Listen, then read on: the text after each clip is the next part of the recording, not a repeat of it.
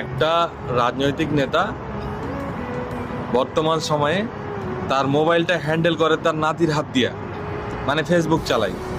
সে আবার নিজের হাত দিয়ে দেশ চালায়। বর্তমান সময়টা আপনি যদি চিন্তা করেন, তাহলে কি এই সব লোক দিয়ে বর্তমান সময়ে দেশ চালিয়ে কিছু করা যাবে? আমার তো মনে হয় করা যাবে না।